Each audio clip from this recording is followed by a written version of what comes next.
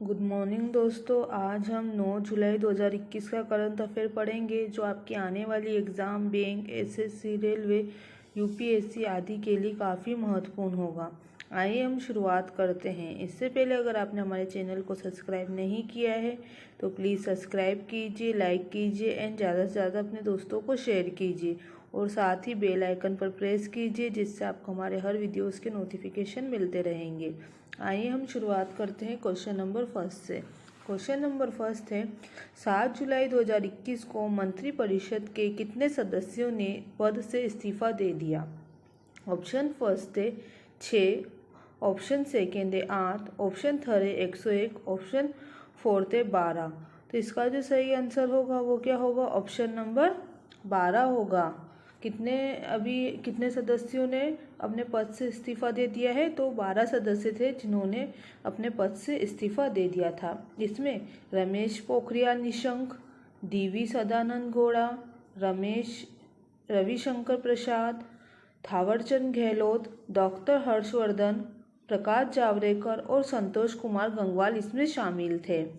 इन्होंने अपना जो इस्तीफा है किसको दिया था? तो वो राष्ट्रपति रामनाथ कोविंद को दिया था और उन्होंने उनके इस्तीफों को स्वीकार भी कर लिया है। इसमें बाबुल सुप्रियो, संजय धोत्रे आदि का भी इस्तीफा इन्होंने स्वीकार किया है। तो अभी कितने सदस्यों ने अपना इस्तीफा दे दिया है? तो वो 12 सदस्य थे। क्वेश्चन नंबर सेकेंड है जुलाई 2021 में निम्नलिखित में से किसने ओलंपिक खेलों में विश्वव्यापी भागीदार बनने की घोषणा की है? ऑप्शन फर्स्ट है कोको कोला, ऑप्शन सेकेंड है थम्स अप, ऑप्शन थर्ड है पेप्सी, ऑप्शन फोर्थ है फैंटा।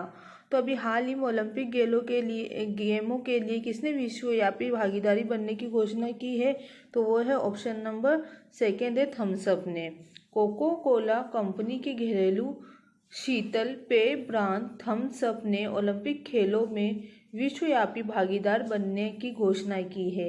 संभवतः पहली बार भारत की कोई पेय कंपनी ओलंपिक खेलों के साथ साझेदारी कर रही है। थम्स अप एथलीटों और उनकी कठिन यात्रा के लिए एक रचनात्मक और अभिनव विपणन अभियान का अनावरण करेगी। तो इसने ओलंपिक खेलों के लिए किसने अभी भागीदारी की है? तो थम्स अप ने की है। क्वेश्चन नंबर थर्ड है जुलाई 2021 में किसने भूमिका में शामिल होने के ठीक 14 दिनों के बाद आईबीएम के अध्यक्ष पद के रूप में इस्तीफा देने का निर्णय लिया है? ऑप्शन फर्स्ट है अशरफ गनी, ऑप्शन सेकेंड है जिम व्हाइटहर्स्ट, ऑप्शन थर्ड है जायर बोल्सोनारो, ऑप्शन फोर्थ है इवो मोरालेस। तो अभी हाल ही में जो आईबीएम के अध्यक्ष के रूप में थे जिन्होंने इस्तीफा देने का निर्णय लिया है तो कौन है? ऑप्शन सेकेंड है जिम व्हाइटहर्स्ट। जिम व्हाइटहर्स्ट ने भूमिका में शामिल होने के सिर्फ 14 महीने बाद आईबीएम के अध्यक्ष पद से इस्तीफा देने का निर्णय लिया है।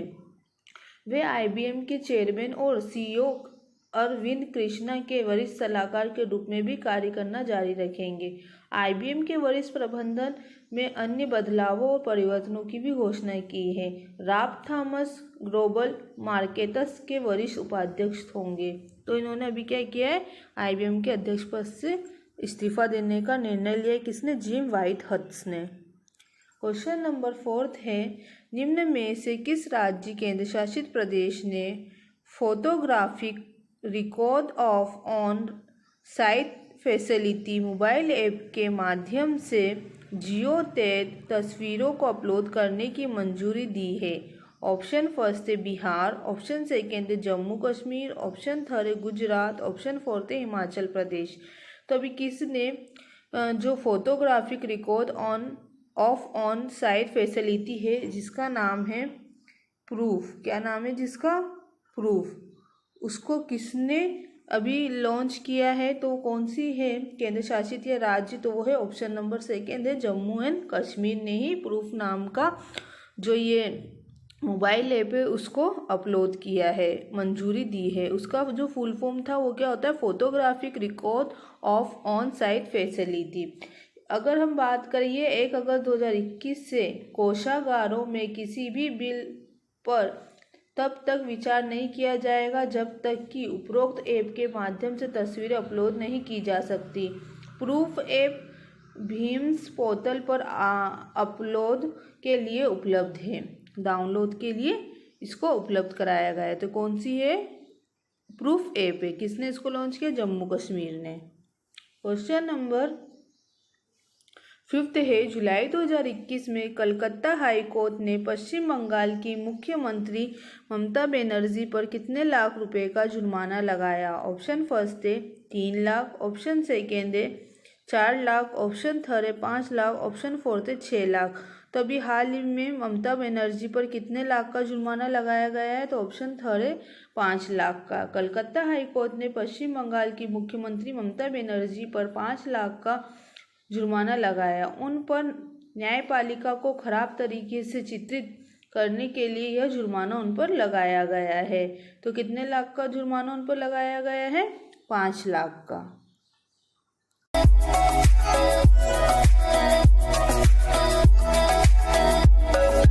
क्वेश्चन नंबर 6 है, जुलाई 2021 में किसे नए स्वास्थ्य मंत्री के साथ साथ रसायन और उर्वरक मंत्री के रूप में भी नियुक्त किया गया है?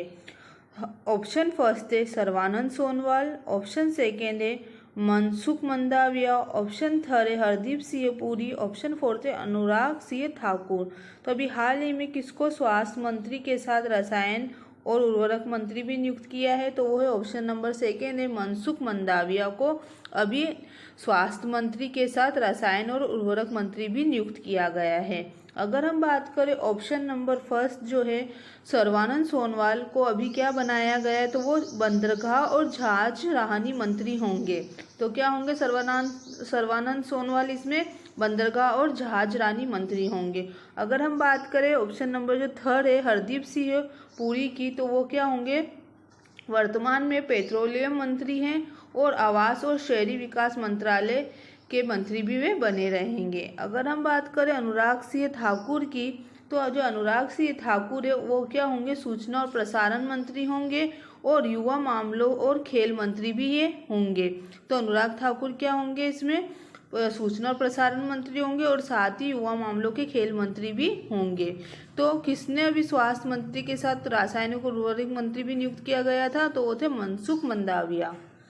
क्वेश्चन नंबर 7 है, निम्न में से किसने गुजरात के सूरत में अपना पहला ब्रिक एंड मोर्टार संसाधन केंद्र डिजिटल केंद्र शुरू करने की घोषणा की है? ऑप्शन फर्स्ट है फ्लिपकार्ट, ऑप्शन सेकेंड है अमेजन, ऑप्शन थर्ड है इंडिया मिंत्रा, ऑप्शन फोर्थ है अजियो।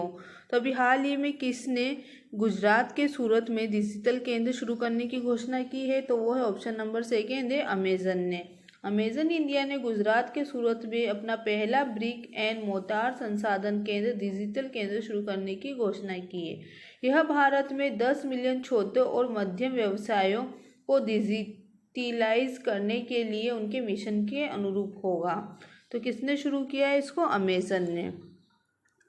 क्वेश्चन नंबर 8 है, हम्बोल्ट रिसर्च अवार्ड 2021 से किसको सम्मानित किया गया है?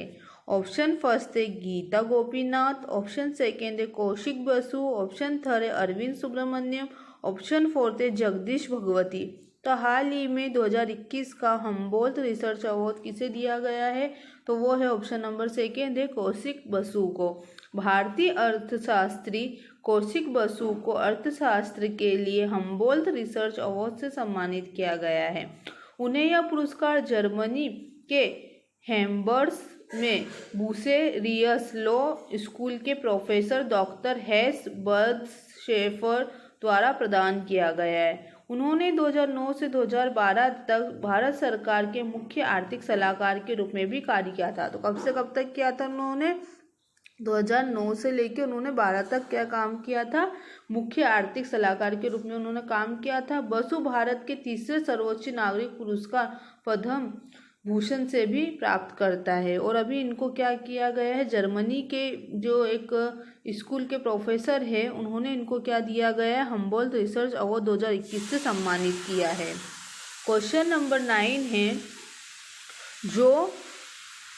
जोवेनल मोइस किस देश के राष्ट्रपति थे जिनकी हत्या उनके आवास पर किए गए हमले में की गई थी? ऑप्शन फर्स्ट है हेती, ऑप्शन सेकेंड है क्यूबा, ऑप्शन थर्ड है जमैका, ऑप्शन फोर्थ है आइसलैंड। तभी जोवेनल मोइस का निधन हो गया उनके आवास स्थान पर एक हमले में।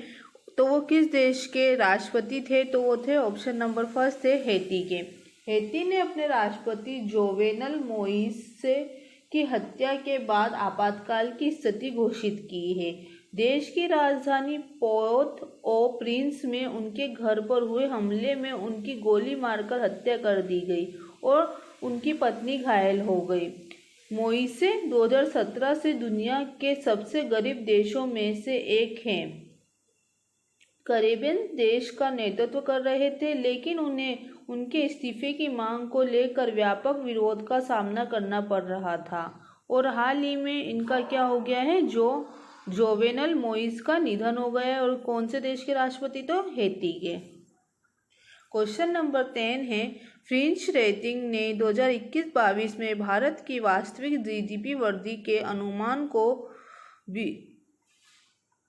तो ये कितना है? ये था 12.8% से घटाकर कितना प्रतिशत करने की कर दिया है? तो ऑप्शन फर्स्ट है 9%, ऑप्शन सेकेंड है 9.10%, ऑप्शन थर्ड है 10%, ऑप्शन फोर्थ है 10.5%।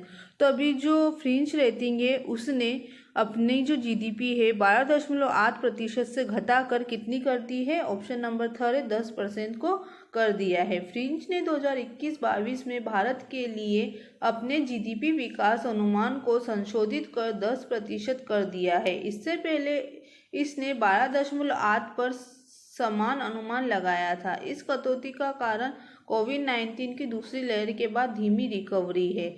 तो अभी 12.8% से घटाकर उन्होंने कितनी प्रतिशत कर दिया है? तो 10% कर दिया है। क्वेश्चन नंबर 11 है, 2022 महिला एशियाई कप की मेजबानी कौन करेगा? ऑप्शन फर्स्ट है मुंबई, ऑप्शन सेकेंड है दिल्ली, ऑप्शन थर्ड है पुणे, ऑप्शन फोर्थ है 1 और 2 दोनों। तो अभी 2022 की जो महिला एशियाई कप होगा उसकी मेजबानी करेगा कौन करेगा? तो वो है ऑप्शन नंबर फोर्थ है 1 और 2। मतलब इसकी जो मेजबानी करेगा वो कौन कौन सा करेगा? इसकी जो मेजबानी करेगा 1 और 3 है। 1 और 3 इसका आंसर होगा। मुंबई और पुणे इसकी क्या करेगा? संयुक्त रूप से दोनों मिलकर इसकी मेजबानी करेंगे। भारत में महिला एशियाई कप मुंबई और पुणे में आयोजित किया जाएगा। जब एशियाई फुटबॉल परिसंघ ने प्रतिभागियों के लिए यात्रा के समय को कम करने और जैव सुरक्षित बुलबुले के लिए इष्टतम वातावरण सुनिश्चित करने के लिए भुवनेश्वरी और अहमदाबाद को स्थानों के रूप में हटा दिया गया। अंधेरी स्पोर्ट्स कॉम्प्लेक्स में मुंबई फुटबॉल एरिना और पुणे के बालेवाड़ी में शिव छत्रपति स्पोर्ट्स कॉम्प्लेक्स को नए स्थानों के रूप में चुना गया है। तो अभी जो 2022 महिला एशियाई कप की मेजबानी करेगा वो कौन करेगा? मुंबई और पुणे दोनों संयुक्त रूप से मिलकर इसकी मेजबानी करेंगे। क्वेश्चन नंबर 12 है, किस राज्य के पूर्व मुख्यमंत्री वीरभद्र सिंह का निधन हो गया है? ऑप्शन फर्स्ट है Gujarat, option second Himachal Pradesh, option third है सिक्किम, ऑप्शन फोर्थ है मणिपुर। तो हाल ही में किस राज्य के पूर्व मंत्री थे वीरभद्र सिंह जिनका निधन हो गया है? तो वो है ऑप्शन नंबर सेकेंड है हिमाचल प्रदेश। कांग्रेस के वरिष्ठ नेता और हिमाचल प्रदेश के पूर्व मुख्यमंत्री वीरभद्र सिंह का निधन हो गया। वे अनुभवी राजनेता, हिमाचल प्रदेश के चौथे और सबसे लंबे समय तक सेवा करने वाले मुख्यमंत्री थे और उनका हाल ही में निधन हो गया है। वे 6 बार राज्य के मुख्यमंत्री के रूप में भी उन्होंने कार्य किया था। इसके अलावा उन्होंने पर्यटन और नागरिक उन्नयन मंत्री में केंद्रीय उपमंत्री, उद्योग राज्य मंत्री, केंद्रीय इस्पात मंत्री और केंद्रीय सूक्ष्म और लघु मध्यम एमएसएमई मंत्री के रूप में भी कार्य किया था। तो उनका हाल ही में निधन हो गया है। कौन थे वह? मुख्यमंत्री थे पूर्व हिमाचल प्रदेश के वीरभद्र सिंह, उनका निधन हो गया है।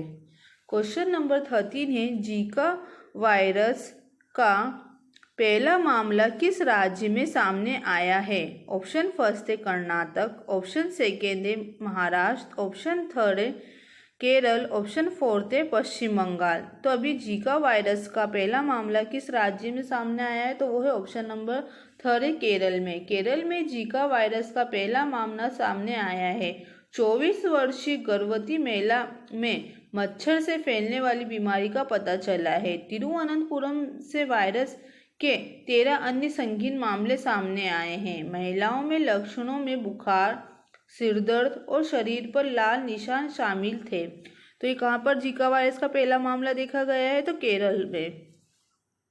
क्वेश्चन नंबर 14 है, सैटेलाइट लॉन्च करने के कार्यक्रम का हिस्सा बनने वाला देश का पहला सरकारी स्कूल बनने के लिए कौन सा राज्य तैयार है? ऑप्शन फर्स्ट है असम, ऑप्शन सेकेंड है उड़ीसा, ऑप्शन थर्ड है कर्नाटक, ऑप्शन फोर्थ है केरल। तो अभी कौन सा राज्य है जो पहला सरकारी स्कूल बन गया है डिजिटल लॉन्च करने के कार्यक्रम का हिस्सा बनने वाला? तो वो है ऑप्शन नंबर थर्ड है कर्नाटक। कर्नाटक के मल्लेश्वरम में एक सरकारी हाई स्कूल सैटेलाइट लॉन्च करने के कार्यक्रम का हिस्सा बनने वाला देश का पहला सरकारी स्कूल बनने के लिए तैयार है। मल्लेश्वरम स्कूल के छात्र 75वें स्वतंत्रता दिवस समारोह के हिस्से के रूप में 75 उपग्रहों को लॉन्च करने के कार्यक्रम में शामिल होंगे। इसे इंडियन टेक्नोलॉजिकल कांग्रेस एसोसिएशन और इसरो की मदद से किया जाएगा। तो अभी कौन सा राज्य बन गया है? कर्नाटक। क्वेश्चन नंबर 15 है, जुलाई 2021 में भारतीय रिजर्व बैंक ने नियमों का पालन करने के लिए बैंक ऑफ बड़ौदा, भारतीय स्टेट बैंक सहित कितने बैंकों पर मौद्रिक दंड लगाया है? तो ये जो जुलाई 2021 में भारतीय रिजर्व बैंक ने कितने जो बैंक है उन पे जुर्माना लगाया, जो उन्होंने क्या करा, नियमों का पालन न करने का। मतलब क्या नहीं किया उन्होंने, जो नियम है उनका पालन न करने के लिए उन पर जुर्माना लगाया है। तो कितने बैंक थे? ऑप्शन फर्स्ट है 8, ऑप्शन सेकेंड है 10, ऑप्शन थर्ड है 12, ऑप्शन फोर्थ है 14। तो अभी हाल ही में कितने बैंकों पर जुर्माना लगाया गया है? तो वो है ऑप्शन नंबर फोर्थ है 14 बैंकों पर। जिसमें कौन कौन से बैंक शामिल? बैंक ऑफ बड़ौदा तो शामिल था ही, और भारतीय स्टेट बैंक भी शामिल था। उसके अलावा और कितने, मतलब कुल मिला के कितने बैंक थे? 14 बैंक थे। जहां पर बैंक ऑफ बड़ौदा पर कितने 2 लाख का जुर्माना लगाया गया है, वहीं Bandhan bank, bank of Maharashtra, central bank of India, Credit Suisse, Indian bank आदि पर 1-1 करोड़ रुपए का जुर्माना इसमें लगाया गया है। जबकि बात करें एसबीआई पर 50 लाख का इसमें जुर्माना लगाया गया है। अगर आपको मेरा ये वीडियो पसंद आया है तो प्लीज़ मेरे चैनल को सब्सक्राइब कीजिए, लाइक कीजिए एंड ज़्यादा से ज़्यादा अपने दोस्तों को शेयर कीजिए, और साथ ही बेल आइकन पर प्रेस कीजिए, जिससे आपको हमारे वीडियोस के नोटिफिकेशन मिलते रहेंगे। और अगर आप हमको कमेंट करके भी बता सकते हैं आपको हमारा वीडियो कैसा लगा है। और अगर आपको हमारे इस वीडियो का PDF चाहिए तो हमारे डिस्क्रिप्शन बॉक्स में लगे लिंक से आप इसे डाउनलोड कर सकते हैं। Thank you.